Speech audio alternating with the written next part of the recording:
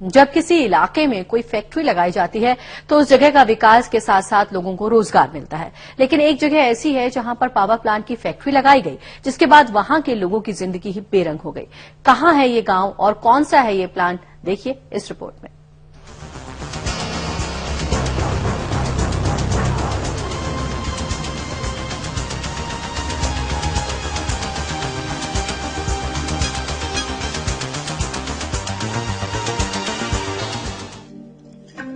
इस तस्वीर को देखकर आप सोच रहे होंगे कि बैगन की इस फसल में कोई रोग लग गया है, लेकिन ऐसा नहीं।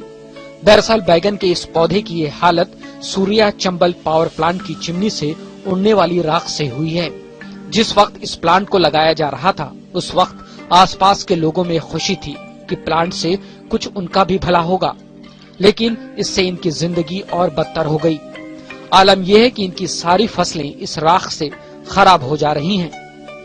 प्लांट डला है ना सर, जब से हमारी फसल बर्बाद हो रही है और हम खेतों में काम करते हैं ना, तो हमारी आंखों में राख घुस जाती है। अच्छी हुई सर, वो खाने में खाना बनाते हैं हम, तो खाने में भी सर राख जाती है। किसानों के जो पास वाली जमीन है ना सर, उसे जब से प्लांट डला है ना, जब से फसल बर्बादी हो रही है सर, किसानों का ये हाल हो जाएगा कि एकदम भूखे मरने की नौबत आएगी। चिमनी की राख के बारे में जब सूर्या पावर प्लांट के अधिकारियों से बात करने की कोशिश की गई, तो पहले तो उन्होंने मीडिया कर्मियों पर इस बात को लेकर दबाव बनाने की कोशिश की। बिना इजाजत कैंपस में उनकी एंट्री कैसे हो गई। लेकिन जब मीडिया वालों ने सवाल दागना शुरू किया, तो प्लांट के सीईओ ने ये दलील दी कि बैगन की फसल उनके प्लांट लगने से पहले लगी है और इस राख से बर्बादी की बात आसपास के 2-4 लोग ही कर रहे हैं।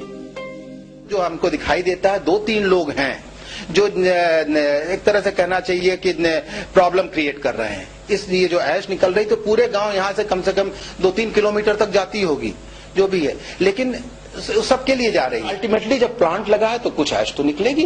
तो आप मानते हैं कि मतलब इनको कोई परेशानी नहीं होगी? इनका नुकसान है। देखिए, ऐसा नुकसान नहीं है, मैं जो चीज कह रहा हूँ, इस ऐश से कोई नुकसान नहीं। इन्होंने हमको बोला कि बैगन पर वो ऐश जमा हो गई। बैगन लगा हुआ है जुलाई से, हमारा दिसंबर जनवरी में हमारा प्लांट बंद था। ये 6 महीने का एक सीजन होता है और बैगन को तो शायद आप भी जानते होंगे कि उस पर कीड़े से बचने के लिए ऐश छिड़की जाती है।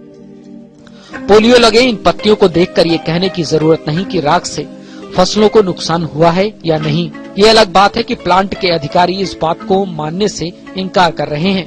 बावजूद इसके इस राख से सिर्फ फसल ही नहीं बल्कि लोगों को कई तरह की बीमारियां भी हो रही हैं। आलम यह है कि लोगों का खाना बनाना भी दूभर हो गया है। राख से किस तरह लोगों की जिंदगी खाक हो रही है, आगे और भी बताएंगे। चलते रहिए हमारे साथ।